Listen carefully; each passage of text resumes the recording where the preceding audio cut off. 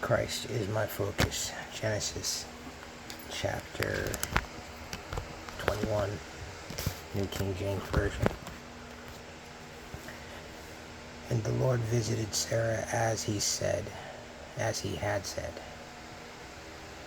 And the Lord did for Sarah as he had spoken.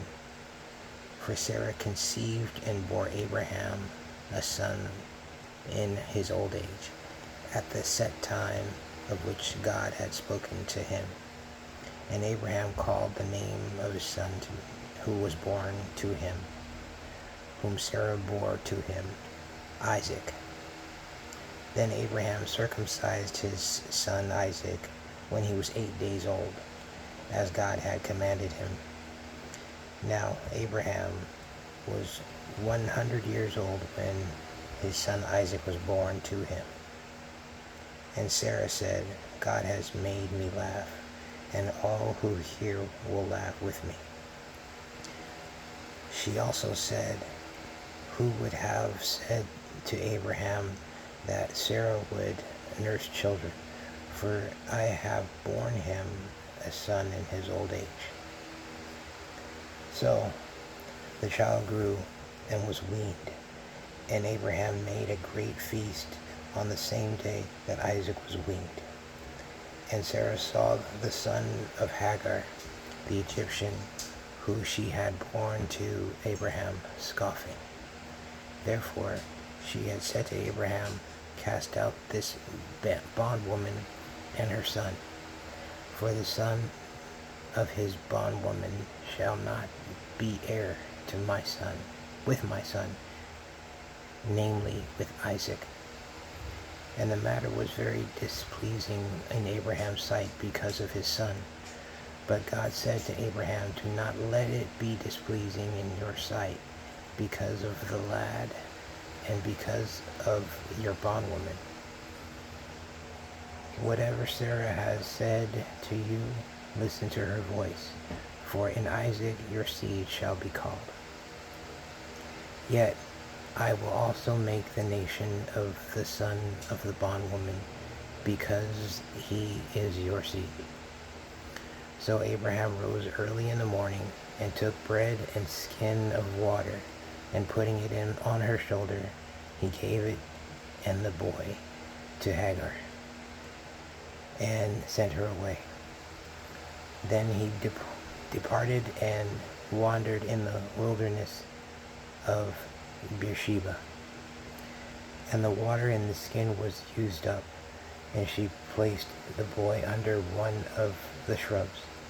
Then she went and sat down across from him at a distance of about a bow shot. For she said to herself, let me not see the death of the boy. So she sat opposite him, and lifted her voice and wept. And God heard the voice of the lad. Then the angel of God called to Hagar out of heaven, and said to her, what ails you, Hagar? Fear not, for God has heard the voice of the lad where he is. Arise, lift up the lad, and hold him with your hand, for I will make him a great nation. Then God opened her eyes, and she saw a well of water. And she went and filled the skin with water, and gave the lad a drink. So God was with the lad, and he grew and dwelt in the wilderness, and became an archer. He dwelt in the wilderness of Paran, and his mother took a wife for him from the land of Egypt. And it came to pass that the time that, verse 22, and it came to pass at that time that Abimelech and Phishol, the commander of his army, spoke to Abraham, saying, God is with you in all that you do. Now therefore swear to me by God that you will not deal falsely with me, with my offspring, or with my posterity,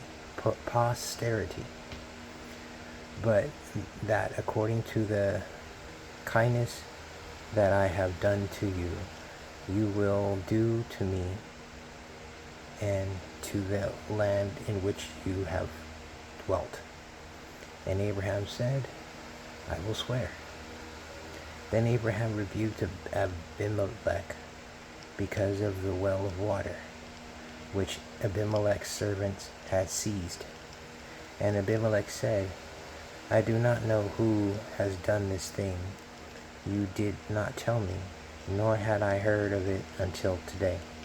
So Abraham took sheep and oxen and gave them to Abimelech, and the two of them made a covenant. And Abraham set 7 ewe lambs of the flock by themselves.